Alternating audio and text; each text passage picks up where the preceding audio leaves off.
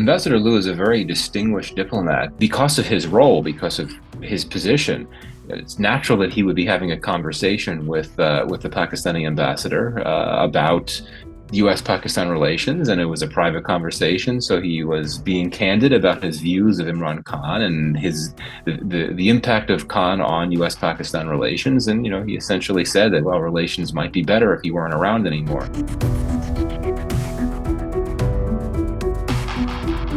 I would not overstate the importance of the hearing, which I can get into. But I think one reason why it's important is that it shows that you have a significant number of influential members of Congress that are concerned about the current developments in Pakistan, including the state of democracy as well as the most recent election. This is not the first time that Congress has convened hearings focused on democracy and elections in Pakistan. There have been a number of them. But I think it's significant because the last few decades, the focus on Pakistan on Capitol Hill has been on other issues. And also, it's been quite some time since U.S. forces left Afghanistan. That, I think, made the relationship with Pakistan diminish in priority. So for all these reasons, I think it's important that we had this hearing. This was a hearing that was obviously organized and hosted by the Congress, not by the Biden administration. And yes, this hearing may well lead to some new resolutions on Capitol Hill. It may lead to more members of Congress signing on to existing resolutions, but it's going to just be a hearing that comes and goes. And the main reason for that is that Congress does not drive or set or oversee policy toward Pakistan or toward any country. It doesn't have that role in foreign policy. The way that it takes the relationship with Pakistan will not be impacted by this hearing, especially because I would argue that there's a bit of a difference in view between the State Department and many members of Congress, especially those that spoke at this hearing, about what should happen with Pakistan. I would argue that the members of Congress that spoke at the hearing appeared to be more concerned about the state of democracy in Pakistan than do senior officials at the State Department that take a bit of a different position, that, as we heard from Donald Liu, concerned about irregularities, but, willing to just let Pakistanis try to work this out and take the relationship forward with Pakistan nonetheless.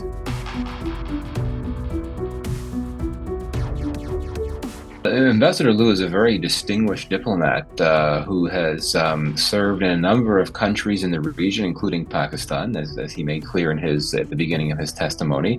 He's someone that speaks multiple languages. He's what you would want to see from a U.S. diplomat. And I think that it's easy to forget, before his name became so controversial in Pakistan, he was a well-regarded figure across the board, and that continues to be the case today.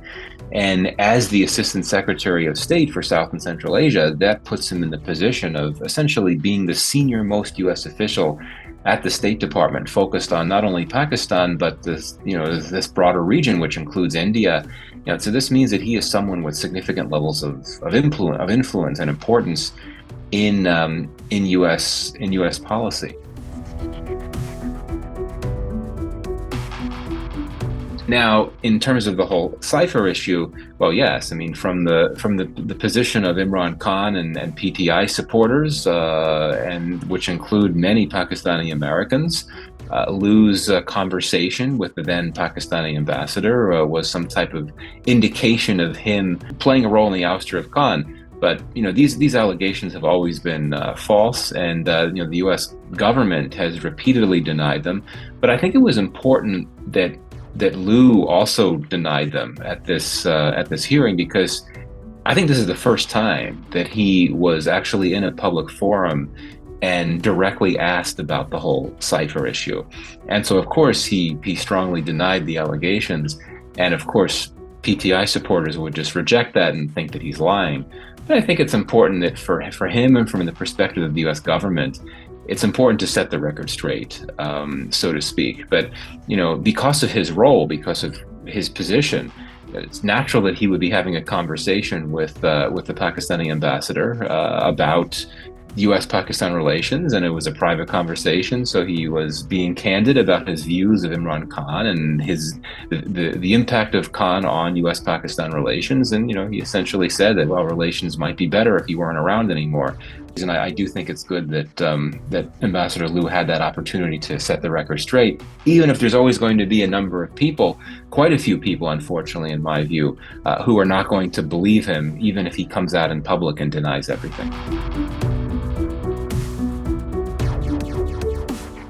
The reaction is very interesting on a number of levels. First of all, you had a large number of people there at the hearing. I mean, this was from the perspective of U.S. policy, this was not a very significant thing because U.S. relations with Pakistan are not a big issue in Washington in the grander scheme of things with other U.S. foreign policy priorities. But you had a huge number of people in the room.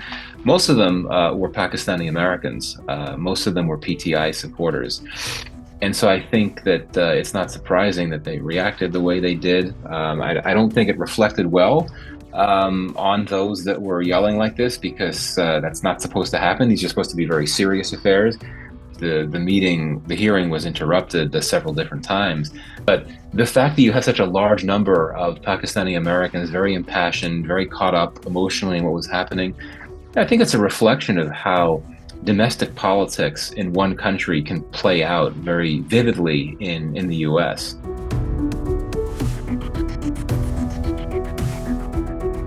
Yeah, the reactions were not surprising. There was a lot that was not surprising about this hearing, quite frankly. But naturally, the PTI leadership and PTI base would respond angrily to what Liu had to say, because in their view, the U.S. has wildly underplayed the serious threats that Pakistani democracy faces, as well as how the Pakistani government responded. It's true that it's easy to forget amid all of this focus in Pakistan on the Cipher stuff and the democracy and election stuff coming out of the hearing that Liu said a number of very significant things that had nothing to do with those other issues. And indeed, the Iran issue is one of them. And so he, after being probed by questioners, he basically said that we don't want Pakistan to do this pipeline. We don't want it to move closer to Iran. And he suggested, and this was something that, of course, PTI supporters were so concerned about.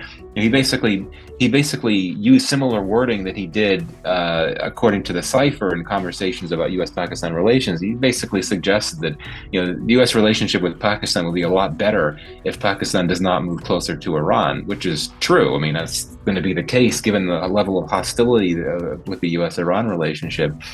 But in saying that, for the Pakistani government, there was concern if they're hearing a senior U.S. official suggesting that, well, we really don't want to see this pipeline happening. And I think that it was important for domestic political reasons for the Pakistani government to push back and say, we have this under control, we're doing what we're going to do. But yeah, I will say this, that if Pakistan does follow through this time, and we know that it hasn't followed through so many times in the past with the pipeline, if it follows through, one would think it would really need to get some type of sanctions waiver from the United States in order to pursue this. It can't afford to face the risk of sanctions from the U.S., given its economic position, given the importance that it looks at the relationship with the U.S. And Donald Liu had said that to this point there hasn't been a request for a sanctions waiver, but I would think that would have to come eventually.